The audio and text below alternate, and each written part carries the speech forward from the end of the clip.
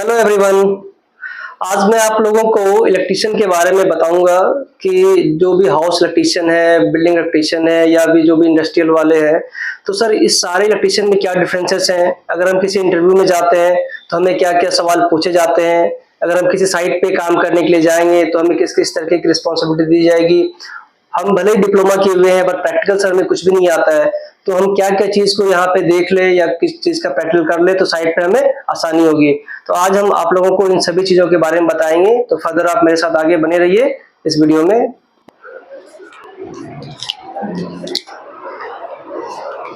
यहाँ पे जो आप लोग बैठे हुए हो, क्यों बैठे हैं? बैठने का क्या रीजन है? कि काम सीखना है। क्यों काम सीखना है? इंटरव्यू में पास होना है या फिर मुझे इंडिया से बाहर जाके काम करना है। इंडिया से बाहर नहीं जाना है, इंडिया में ही काम करना है।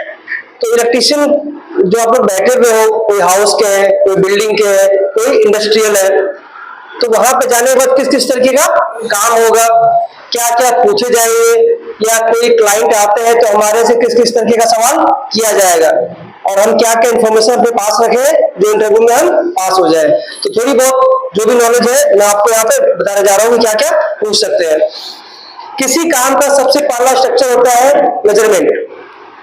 आप काम इंडिया में करें, आउट ऑफ इंडिया में करें, सऊदी, दुबई, कतर या इंग्लैंड, कहीं भी आप चले जाए, तो बिना मेजरमेंट का कोई काम नहीं होता है। अब हर जगह पे मेजरमेंट का तरीका अलग है। आप इंडिया में काम करते हो तो कहते हो सर मुझे इंच में आता है, फीट में आता है, फुट में आता है। इंडिया में काम करने वाले कुछ लोग ऐसे भी हैं जो सेंटी और मीटर में काम करते हैं। जब आप किसी फॉरेन कंट्री जाते हैं या गल्फ कंट्री जाते हैं तो वहां पे इंच, फीट, फुट नहीं होता है। जनरली वहां पे सेंटीमीटर, मिलीमीटर और मीटर होता है। तो सबसे पहला काम यह है कि चाहे कोई भी टेक्नीशियन हो, इलेक्ट्रिशियन हो, प्लम्बर हो, एसी हो, मेसन हो, सबको मेजरमेंट कंपलसरी है। बिना मेजरमेंट का कोई भी काम नहीं कर सकते हैं। इवन अगर आपको बोर्ड लगाना हो बिजली का तो मालूम ही नहीं 410 mm कहाँ पे है। एसी डालना है 720 mm पे विंडो, तो मालूम तो होनी चाहिए कि सर कितनी हाइट पे होना चाहिए। अभी सपोज विंडो एसी लगाएंगे तो उसकी लंबाई और चौड़ाई होती है। अगर आपको मेजरमेंट नहीं आता है तो आप काम नहीं कर सकते हैं। तो सबसे पहला आपको मेजरमेंट आना चाहिए, सेंटी में, एमएम में और मीटर में। मेजरमेंट आने के बाद अगला प्रोसेस क्या होता है? किसी काम का अगला प्रोसेस मेजरमेंट के बाद होता है मार्किंग। अभी हम बल्ब भी लगाएंगे तो बल्ब लगाने से पहले क्या करेंगे? पाइप डालेंगे। पाइप डालने से पहले क्या करेंगे? झिल्ली काटेंगे। तो झिल्ली काटने में क्या है? दीवार से मलवा निकालेंगे, उसके ऊपर पाइप डालेंगे। तो जब भी हम ये सारा काम करेंगे तो मेजरमेंट करने के बाद मार्किंग करते हैं। मार्किंग करने के लिए चौक लाइन डोरी का इस्तेमाल किया जाता है। मालूम है कि धागे जैसा होता है, उसमें कलर लगा करके दोनों साइड से पकड़ के हम डालते हैं तो पूरा वो मार्किंग हो जाता है। तो सबसे पहला काम मेजरमेंट हो गया, दूसरा मार्किंग हो गया। उसके बाद जो भी टेक्नीशियन है, इलेक्ट्रिशियन की बात कर रहे हैं, तो वो प्रॉपर जो भी सामान आता है, लाइक आपका जंक्शन बॉक्स हो गया, बैंड हो गया, फैन बॉक्स हो गया, कंसील्ड बॉक्स हो गया, जितने भी सामान हम लोग वायरिंग में यूज करते हैं, इवन पाइपिंग हो गई, तो सब के बारे में जितने भी मटेरियल्स हैं आपको मालूम होना चाहिए कि बिजली में क्या क्या सामान का इस्तेमाल होगा और कितना इसका उपयोग किस किस जगह पे हम कर सकते हैं। लाइक हमें स्विच बोर्ड लगाना है तो उसके नीचे में मॉड्यूलर बॉक्स लगेगा। तो सबसे पहले आपको मेजरमेंट आना चाहिए, उसके बाद मार्किंग करने आना चाहिए। मार्किंग के बाद में जितने भी टूल्स हैं उसके बारे में आपको प्रॉपर नॉलेज होनी चाहिए कि कौन सा टूल्स कहाँ पे इस्तेमाल करेंगे। अभी मैंने कहा मार्किंग के लिए चॉक लाइन डोरी का इस्तेमाल करते हैं। आप काम करने के साइड पे आपको मेजरमेंट के बाद मार्किंग करना है, टूल्स के बारे में नहीं मालूम है तो आप कैसे करेंगे?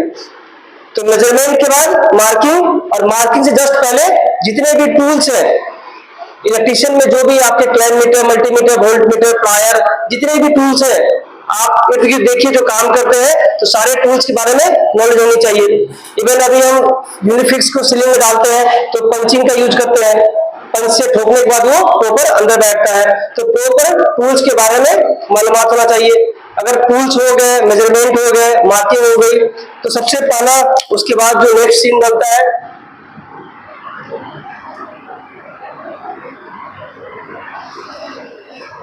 एक तो मेजरमेंट हो गया, दूसरा क्या करना है आपको? टूल्स के बारे में मालूम होना चाहिए। उसके बाद कैसे क्या चीज की हम मार्किंग करेंगे, कि सर कहां पे कैसे मेजरमेंट करेंगे और कैसे मार्किंग करेंगे। उसके बाद जितने भी मटेरियल होते हैं, जितने मटेरियल है बिजली में, पंखे के लिए हम लोग सीलिंग पंखा लगाना है तो क्या लगाएंगे, फैन बॉक्स लगाएंगे। बल्ब के लिए कंसील्ड बॉक्स लगाएंगे। हमें प्लेट लगाना है तो मॉडुलर बॉक्स लगाएंगे। तार डालना है तो पाइप डालेंगे। तो जितने भी मटेरियल्स होते हैं, अभी जंक्शन बॉक्स आता है 1 way 2 way L way U way H way, तो जितने भी हमारे मटेरियल्स हैं आपको मटेरियल्स का नॉलेज होना चाहिए। उसके बाद जो नेक्स्ट सेक्शन, इसके बाद का हमारा जो काम का प्रोसेस है, काम में आपको कंड्यूटिंग, कंड्यूटिंग का मतलब होता है कि पाइपिंग। आप पाइप कौन कौन से लगाते हैं और कैसे लगाते हैं, कौन कौन सा हम कंड्यूट डालेंगे। पीवीसी कंड्यूट होता है, जीआई कंड्यूट होता है, इंडिया से बाहर काम करते हैं वो ईएमटी भी डालते हैं। तो हर कंड्यूट के बारे में आपको मालूम होना चाहिए, लंबाई कितनी आती है, चौड़ाई कितनी आती है। अब कंड्यूट को हम ब्रिज कैसे बनाएंगे, ओवर ब्रिज कैसे बनाएंगे, उसका ऑफसेट कैसे बनाएंगे। तो कंड्यूट का आपको हर चीज मालूम होना चाहिए, उसकी साइज क्या क्या आते हैं, कौन से कंड्यूट में कितना सर्किट जाएगा। आप कंड्यूटिंग करने के बाद दूसरा आता है इलेक्ट्रिकल कनेक्शन।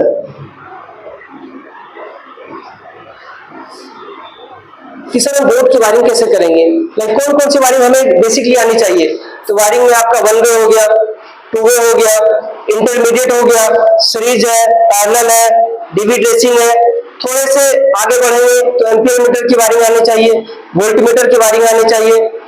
इतना सब कुछ आ गया तो जो डीबी होता है उसमें हम शेड्यूल कैसे देखेंगे, शेड्यूल का काम क्या होता है, उसको रीड कैसे करेंगे। तो प्रॉपर हमें कनेक्शन के बारे में मालूम होना चाहिए कि एमसीबी कैसे लगाएंगे, ईएलसीबी कैसे लगाएंगे, आरसीसीबी कैसे लगाएंगे। तो सारा आपको इलेक्ट्रिकल कनेक्शन आना चाहिए। अभी एक बल्ब को 3 स्विच जलाना है तो 3 स्विच कौन कौन सा होगा, एक बल्ब को 2 स्विच से जलाएंगे तो कौन सा 2 स्विच होगा, या वो 1 वे होगा या 2 वे होगा। अभी स्विच के बारे में 1 वे स्विच में कितने टर्मिनल होते हैं, 2 वे स्विच में कितने टर्मिनल होते हैं। तो ये सब चीज के बारे में आपको मालूम होना चाहिए। जब आपको बिजली का कनेक्शन मालूम हो गया, इसके बाद में हम बात करते हैं थोड़ी इससे अपर लेयर। तो इसके ऊपर हमारा आता है केबल। अब केबल में क्या क्या नॉलेज होनी चाहिए, केबल का साइज क्या होता है, केबल कितने कोर का होता है, हम केबल को पहचानेंगे कैसे कि सर ये कौन सा कितना कोर का केबल है, कौन कौन सा केबल कितने कितने लोड पे हम इस्तेमाल कर सकते हैं। अब केबल अगर आप काम करेंगे तो आपको हर केबल के साइज का मालूमात होना चाहिए। केबल में आर्मर केबल होता है, अनआर्मर्ड होता है। तो आर्मर केबल का क्या इस्तेमाल होता है, कंपनी जो आर्मर देती है उसमें उसका क्या फायदा होता है, और बिना आर्मर का क्या फायदा होता है। तो आपको पूरा केबल के बारे में मालूमात होना चाहिए। तो अगर केबल के बारे में नॉलेज है तो कहीं से हम केबल ला रहे हैं डीबी से या एसएमडीबी से, तो उसको वहां पे टर्मिनेशन कैसे करेंगे। तो अगला प्रोसेस होता है हमारा केबल टर्मिनेशन। अब केबल टर्मिनेशन जब करेंगे तो वहां पे बहुत सारे टूल्स का इस्तेमाल होता है, लाइक क्रिम्पिंग टूल होते हैं, कुछ मटेरियल में लग होता है। तो ये सब सारे सामान आपको होने चाहिए। केबल टाई होता है। तो ये सारे चीज के बारे में आपको मालूमात होना चाहिए। केबल टर्मिनेशन में क्या क्या टूल्स लगेंगे, क्या क्या मटेरियल लगेगा, उसका प्रोसेस क्या है। केबल टर्मिनेशन के बीच में एक और चीज आता है, उसको बोलते हैं केबल ग्लैंडिंग। अब सर केबल ग्लैंडिंग क्या होता है, केबल ग्लैंडिंग करते कैसे है, कितने तरह का ग्लैंड होता है। अभी ग्लैंड में कुछ single compressor gland, double compressor gland, PVC gland. अभी ग्लैंड के क्या क्या पार्ट्स होंगे, ग्लैंड को हम फिट कैसे करेंगे, कौन से केबल में कितने साइज का ग्लैंड लगेगा। तो ये सारी चीजें आपको ग्लैंड के बारे में मालूम होना चाहिए। अब आप बोलते हो कि सर मैंने ग्लैंडिंग का काम किया है, बेशक आप किए होंगे, आपको ग्लैंड का साइज भूल गया कि लाइक 185 का केबल में कितने का ग्लैंड लगेगा, लेकिन टूल्स क्या लगेगा वो तो याद होना चाहिए।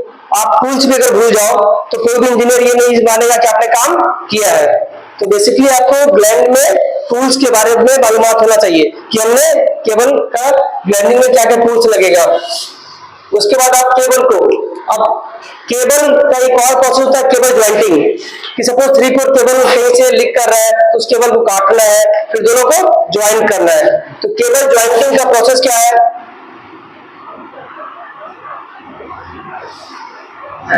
उसके बाद केबल ज्वाइंटिंग करने में क्या क्या मटेरियल्स लगेगा, केबल ज्वाइंटिंग करने में क्या क्या टूल्स होगा, केबल ज्वाइंटिंग का प्रोसेस क्या है।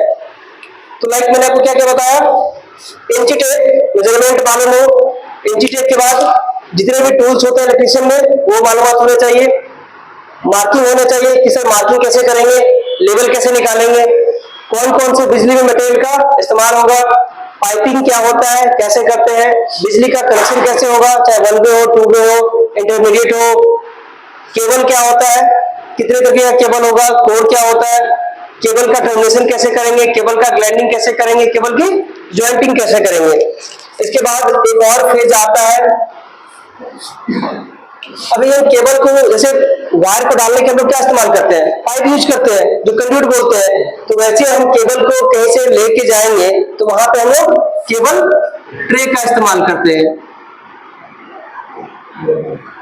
तो सर केबल ट्रे क्या होता है, केबल ट्रे लगाते कैसे हैं, केबल ट्रे की साइज क्या है, लंबाई क्या है, चौड़ाई क्या है, उसकी गहराई क्या है, कौन सा केबल ट्रे में क्या क्या सपोर्ट लगेगा, अगर केबल ट्रे हम करेंगे तो क्या क्या मटेरियल लगेगा।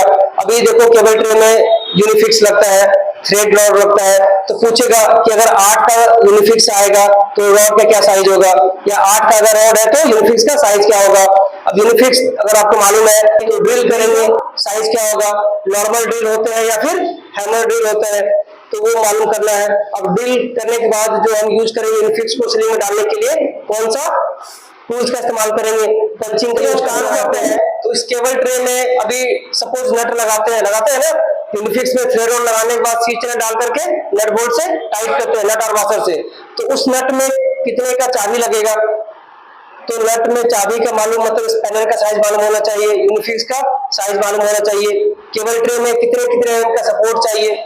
उसके बाद हम इसी में कुछ कुछ आता है, केबल ट्रे को केबल ट्रंकिंग बोलते हैं।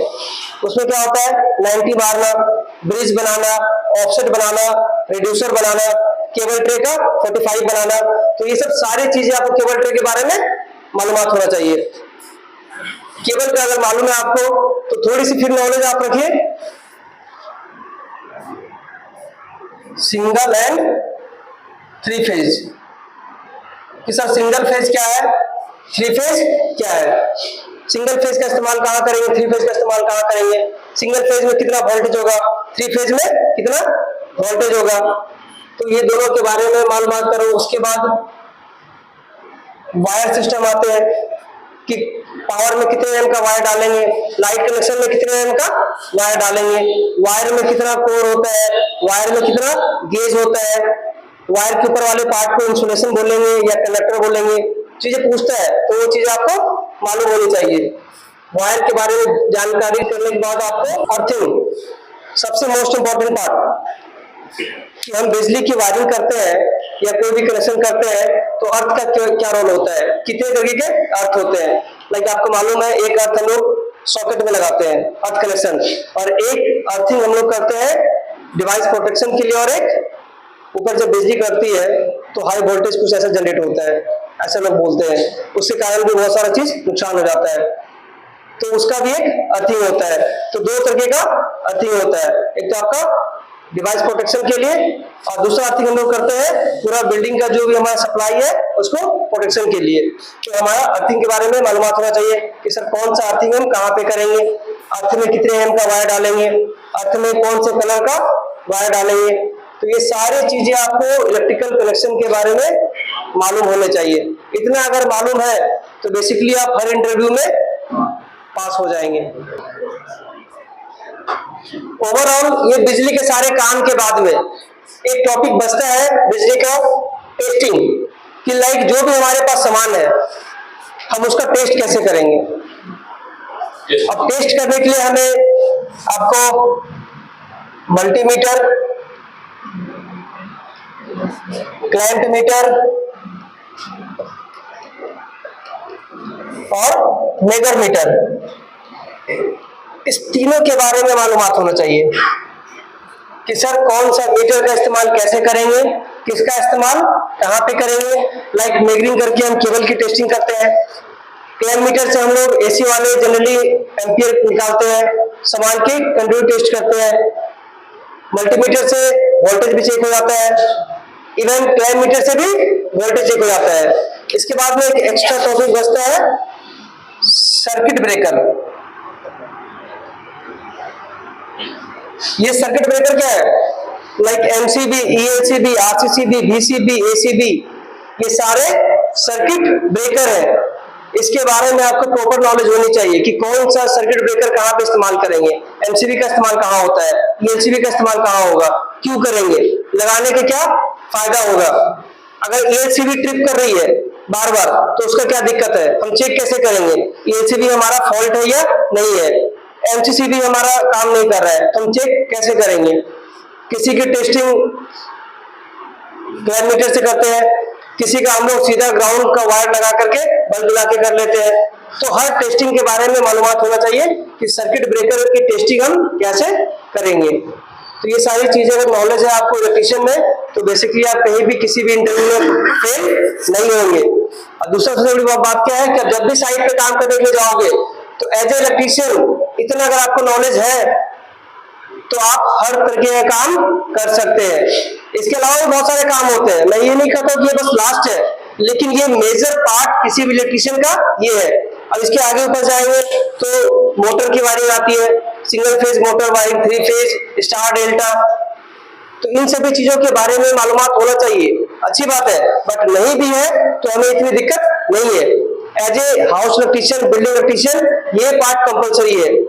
और आप आगे ज्यादा पढ़ना चाहते हैं तो आप स्टार क्या होता है, डेल्टा क्या होता है, स्टार डेल्टा स्टार्टर कैसे बनाते हैं, मोटर की वायरिंग कैसे करते हैं, इवन पंखे का है और पंखे का कॉइल की वायरिंग कैसे करेंगे। पंखे की वायरिंग अलग होती है और पंखे का कॉइल का वायरिंग अलग होता है।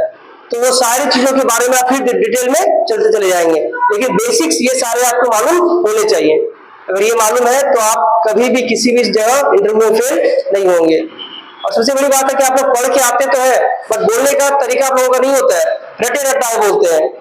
जब आप पढ़ते हैं ना तो खुद कैसे उसको बताया जाए, खुद सोचिए उसका काम क्या है, सामने वाले को कैसे रिप्रेजेंट करेंगे, तो उनको ये फील ना हो कि हम कैसे काम सीख के आ रहे हैं। नॉलेज ऐसी हो कि लगे मैं 10 साल से काम करके आ रहा हूँ। अगर मैं 2 साल बता रहा हूँ कि मैंने 2 साल से काम किया है तो बोलने का मेरा तरीका 2 साल का होना चाहिए। आप लोग इंटरव्यू में आते हैं बोलते समय 5 साल से काम किया हूँ और जब पूछा जाता है तो आप चांद तारे देखते हो, इधर सोचते हो, तो मतलब 5 साल से आपने काम नहीं किया है। 5 साल का मतलब वो एक्सपीरियंस दिखाता है आपका 5 साल का, उसके हिसाब से आपको बोलने का तरीका मालूम होना चाहिए। तो जब आए इंटरव्यू में तो थोड़ी कॉन्फिडेंस लेकर के आए। एक चीज हमेशा याद रखो, इंटरव्यू में पास हो या फेल, अगर नहीं जवाब देंगे आप तो पक्का फेल ही होंगे, पास होने की कोई संभावना नहीं है। और अगर हिम्मत दिखा करके थोड़ी बोल लिए, थोड़े कॉन्फिडेंस लेकर के उनसे बात कर लिए, क्या पता आपको काम नहीं भी आता है लेकिन आपका अंदाज उनको पसंद आ जाए और वो आपको सिलेक्ट कर ले। सब कुछ नॉलेज नहीं होता है, आपका सेल्फ कॉन्फिडेंस भी जरूरी है। अब ये नहीं कि सर मैंने सारा कुछ पढ़ लिया, काम करने गए या कोई इंटरव्यू में गए तो सर मुझसे बोला नहीं जा रहा है। नहीं बोला जा रहा है तो क्या करें, प्रैक्टिस कीजिए, दोस्तों से बातें कीजिए, चीजों को अपने में याद कीजिए, ये चीजें हैं तो इसको कैसे बताएंगे, क्या क्या तरीके का डाउट हो सकता है। हर समय लिख करके याद नहीं होता है, आपने जो पढ़ा है माइंड में खुद से रिकॉल कीजिए। लाइक केबल का क्या साइज होता है, अगर आप खुद से सारा केबल साइज बता पा रहे हैं मतलब कि आपको याद है। उसके लिए कोई कलम और कॉपी जरूरत नहीं है, रास्ते में भी जा रहे हैं थोड़ी देर के लिए कुछ टॉपिक याद कर लिया, उसको रिवाइज कर लिया, उसमें क्या क्या सामान लगता है, मुश्किल से 5 मिनट लगेंगे, ये 5 मिनट में आपका एक टॉपिक क्लियर हो गया। तो थोड़ा तरीका बदलिए कि कैसे तरीके बदले और कैसे इंटरव्यू में हमारा पास हो। इंटरव्यू पास करने का मतलब ये नहीं कि आप इंटरव्यू पास करके चले गए, साइड पे आपको कुछ नहीं आता तो आप ओके हो।